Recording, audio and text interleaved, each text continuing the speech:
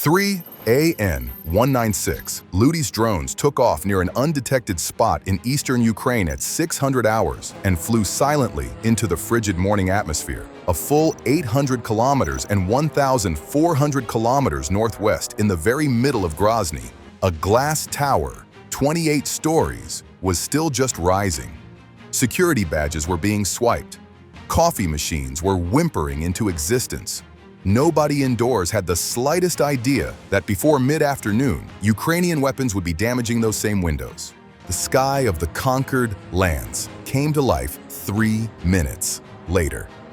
At 6:03, 43 UJ-22 drones were used to launch attacks on scattered locations in the Kharkiv region. The initial blips were observed on the radar screens of Russians in the northern Luhansk axis. Small, slow, propeller-driven. Initially, they appeared as trash. Then the screen began to fill in as a parking place does just before a concert. 8 contacts, 15, 23. Radar operators squinted. Birds or machines? Battery commanders did not wait to know. The requests of engagement were raised up the chain. First of all, a Buk M3 battery to the northeast of Svatov fired at 6:07. The 49M317M missiles shot off the rails, each at a price of approximately $1.1 million, at a pace of less than used sedan drones. The interceptors leaped and hurled at Mach 4 and bridged the gap in a few seconds. 4 clean hits. In 4 UJ-22s, the debris were in the form of foam, wiring, and carbon fiber, which fell as snow upon snowy fields. The swarm didn't slow. At 6:09, a Pantsir S-1 was involved in the combat. Its 2 30mm guns sliced bright lines into the sky as they resembled an angry sewing machine, and then the missiles were fired as the drones got out of cannon range. 2 more drones vanished. Then 3. The operators had the method. One target after another, but the arithmetic was cruel. Logistics was failing to keep pace with the disappearance of missiles. 16 Buk missiles gone. Magazine empty. Reload started. Some kind of a transporter loader rolled into place, and the hydraulics whined as new canisters were hoisted up and dropped in place. 4 minutes, minimum. There were 4 minutes during which that battery was blind and dumb. The Panzer continued to be slowed down. Its remaining missiles swiveled to seal its gaps, and Tor batteries in the east were brought to bear upon it, with long-range fire, where there is more hope than certainty of successful interception. By 6:14, there was the loss of only 19 drones. Then the scope began to clear. Survivors fled back and forth, some of them returning, others moving forward to targets no longer of interest. The short-term crisis was over. Crews exhaled. The focus was transferred to ammo quantities and resupply schedules. It was then that the actual strike got through. A river valley created a radar shadow in overlapping coverage areas 140 kilometers south. The 3 Luty drones went through the front line without being noticed at 400 feet. No alarms, no launches. The operators, who might have seen them, were looking at reload counters that were mounting, not clear sky to the south. At 6:15, the Lutys reached 2,500 feet and turned southeast. Russian air defenses had not been only distracted by the diversion, it had choreographed them. Reload cycles, fatigue. There was a tension going in the wrong direction. The swarm was continuing to dominate the spotlight as the actual payload flew out of the spot. It was not a run, but a test of stamina. At 6:30, the Lutys decided to go on cruise through empty steppe. Their 4-stroke gasoline motors clanked tirelessly up 180 kilometers an hour, hour after hour, like lawnmowers that would not shut off. The AN-196 Luty is constructed to accomplish deep strikes as opposed to the expendable UJ-22s. Having a 6.7-meter wingspan and a 4.4-meter fuselage, the body of the low-wing monoplane is crafted out of fiberglass and aluminum, which is approximately the size of a family sedan, not a toy drone. The wing is positioned behind the engine, which is powered to a 3-blade propeller. That's not a styling choice. It has kept the nose clean of the sensors and explosives, minimized radar reflections, and allows the drone to fly straight and level through a full 8 consecutive hours, and not a hand is placed on the drone controls. The pusher design maintains the hot exhaust facing behind and not towards thermal sensors scanning below, and the single Sirius radar reflector, the metal engine block where ground radar can see it at the lowest angle. It is the quiet geometry that is trickery. At the tip of the nose, there is 75 kilograms of high explosive contained in a fragmenting metal jacket. No seeker's head, no terminal guidance. Only a contact fuse supported by a radar altimeter. When it strikes a hard surface, it explodes. Complex systems endure chaos. Complex ones discover novel mechanisms of failure. The main fuselage is businesslike. Mission computer, navigation stack, fuel tank. 80 gallons of regular gasoline used in an automobile pump into a family car are sloshing on a flexible bladder tank, which swings with the airframe, rather than fighting it. The wingspan of the 6.7 meters provides the drone with a superb lift-to-drag ratio at cruise, allowing it to loiter rather than fly, moving on momentum while the engine loafs along at half throttle. Lean, cool, efficient. The outcome is savage in its directness. 10 or 12 hours of survival and as far as 2,000 kilometers of range, according to wind and altitude. However, the actual benefit fits into a box smaller than a smartphone. It operates a flight control system, Skydiode S, designed by Oran in competition with Ukrainian defense engineers. On the mission computer, there is a hardened enclosure inside, which are stored 3 brains operating as a single entity. Autopilot, mission execution, and navigation, which remains even when GPS is lost. It consists at the heart of the Inertial Measurement Unit, an IMU. Imagine the motion sensors of your phone, accelerometers that detect motion, gyroscopes that are used to detect rotation, but which are designed to be sensitive enough such that small errors become significant. A phone could travel hundreds of meters within an hour. Military IMUs drop several dozen.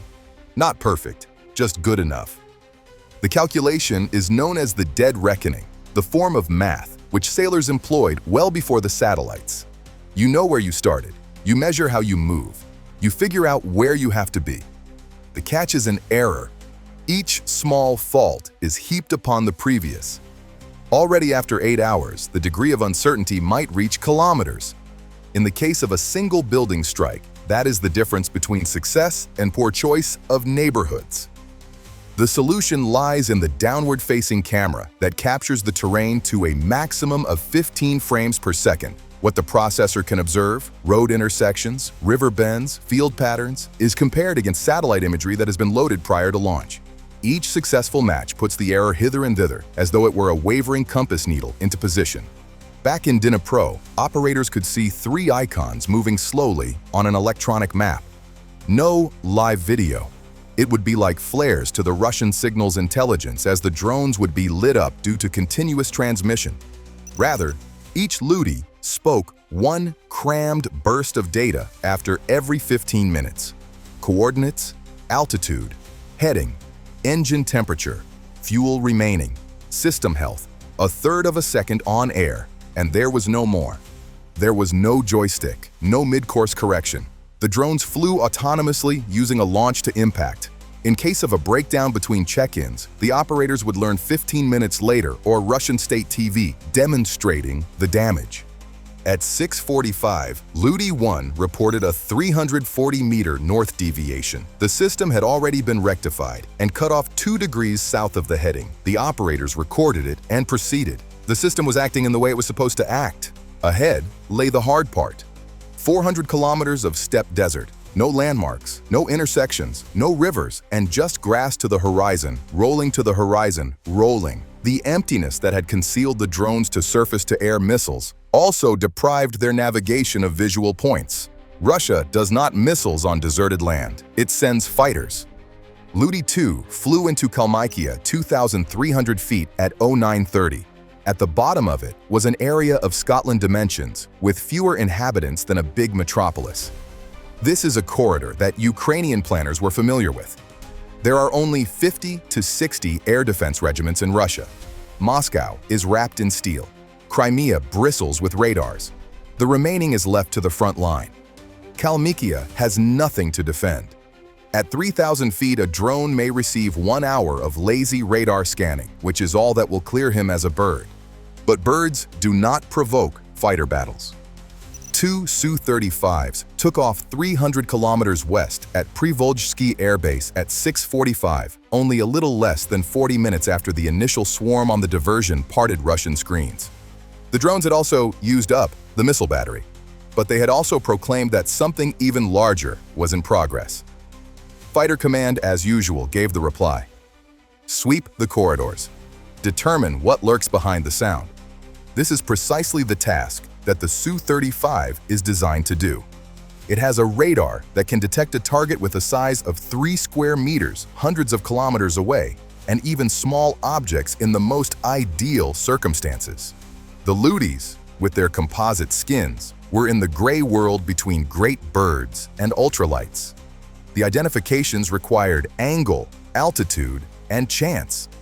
The fighters flew north-south legs at 15,000 feet, with the radar tracing great sweeps of land that could never be monitored by the SAM batteries. Their patrol box followed the Kalmykia corridor directly, not in the knowledge that there were drones there, but due to the doctrinal requirement that drone action be maximized any time drone activity spiked. At 9:47, the navigation system of Ludi 1 had problems. Nothing could be seen on the camera that could be compared. The dried ponds that could not be called satellite images anymore. Dirt roads, erased by weather. The system was flying blindly in 11 minutes. The Kalman filter was substituted inside the processor, which forecasted position at one time a second with motion alone. Uncertainty climbed 35 meters, 70, 120.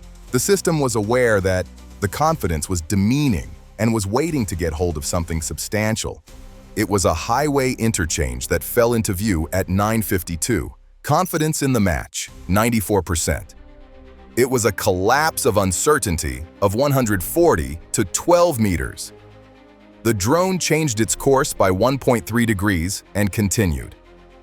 The Su-35s went east, 200 kilometers west. Around 10:15, the radar of the lead fighter scanned something. One of those returns vanished after a little more than a second as the beam swept by. No countermeasures, no weapons. The only defense that the drone had was that it was small, slow, and forgettable.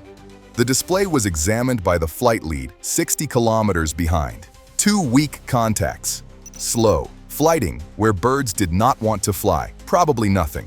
Thermals, weather noise, false echoes. But doctrine has no concern with probably, and the warriors came in to take a better view. The fighters turned east. The operators never witnessed it in Dnipro. The Ludies said a word or two in 15 minutes, but these murmurs are too brief to be trusted. The drones were autonomous in between check-ins. The operators were able to see 3 icons moving through a digital map that was only an inch across, relying on math and sensors and code to move the icons to Grozny. At 10:23, the Su-35s dropped to 8,000 feet, out of range of their radar, yet within reach of eyeballs and optics. The suspected coordinates would be scanned by targeting pods. Grass rippling in the wind. Long shadows. A dirt road cutting across the steppe. Nothing that resembled a drone. The Ludies had gone down to 400 feet 3 minutes ago. Not that they felt it unsafe, but because the navigation system was not performing well. More visual detail was to be had at lower altitude. The terrain matching algorithm has more to chew. That slight change made them drop out of the radar horizon of the fighters at the most opportune time. The flight lead labeled the contacts as likely false returns and diverted northeastwards to the next patrol box. The drones managed to survive, and the close call made a tough call. At 10:31, Ukrainian authorities knew that the current route and height were causing the error in navigation to become excessive. Now, a miss of several hundred meters was possible. They were not able to communicate with the drones. Any continuous transmission would illuminate them to the Russian signals intelligence. However, they were able to feel the backup plan. There was a satellite burst that was a narrow-beam satellite, and it fell out of route. Stay low, drift south, skirt the patrol box. The new route was an addition of 18 minutes. It also operated directly through the most populated electronic warfare region in the Caucasus. Planners knew that. They accepted it. It is preferable to struggle with jamming rather than a missile that was launched by an Su-35. All three Ludis accepted the update at 10:45 during their scheduled check-in. They went to the south and, at 600 feet, disembarked and entered the tunnel leading towards Grozny. The fighters had been dodged. What came next couldn't be. The GPS of Ludi 1 was receiving the initial shove at 12:47. The number of satellites was reduced to 3. Military bands deteriorated 15 seconds later. The navigation computer started losing faith in GPS. In front of them, the Pole 21 network was getting up. Pole 21 does not reel in and smash. Coordination covers space with it. There are dozens of low-power transmitters up on the cell towers and rooftops and radio masts, each of which is hardly powerful enough to be significant all by itself. Linked by fiber, timed precisely. Their coverage overlaps where there is an overlap between them. The effect is the GPS denial over tens of kilometers with nothing noticeable to shoot on. The military receivers of the Ludis were longer lived than commercial units. Fix, lose it, regain it, slip through a gap. But by 12:55, GPS was gone for good. The navigation returned to inertial guidance, which is corrected by the site. Precisely their fear of the planners. At 13:05, the drones were at the next check-in window. Ludi 1 and Ludi 2 remained on track. Ludi 3 did not. Long 11 minutes had been eating away at its confidence with jamming. Then, a fatal error was made by the visual system. One of the river curves corresponded to the incorrect reference picture, 400 meters off, and near enough to be conceivable. Having no GPS to refute it and the IMU drift building up, the Kalman filter accepted the bad fix. The drone made a correction to an error that was non-existent. Every correction got it further off track. It was too late, and the problem could not be revealed by the time of later matches. Ludi 3 crashed in a hillside at 180 kilometers an hour. In Dnipro, the icon vanished. No final burst, no explanation. 1 second present, the next, gone. The operators were looking at the screen, then at each other. Both of the remaining drones were floating along. Ludi 2 was floating into something which nobody could make sense of until it hit. At 13:45, the terminal phase began. The Skynode computers changed to attack profiles and not cruise logic. Altitude dropped further. Speed increased with the burning away of the remaining fuel. The time taken to expose 2 point defenses was reduced by the second.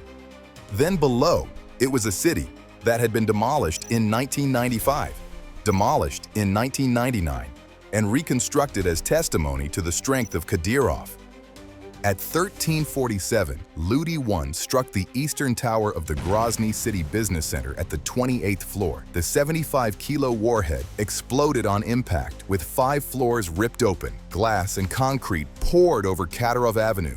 Ludi 2 hit 3 floors below 8 seconds later, smashing straight into the Security Council offices. The explosion tore apart cubicles, filing cabinets, and the conference table where power was typically done. The destruction was focused at the point of maximum concern. The irony was surgical. You now know the mechanics. The strategy is still open. Join the subscription to get further analysis and opinion on it. When machines are in the air and they steer and collide all by themselves, whose responsibility is it? Since the analysis does not stop there with this video, it begins with you.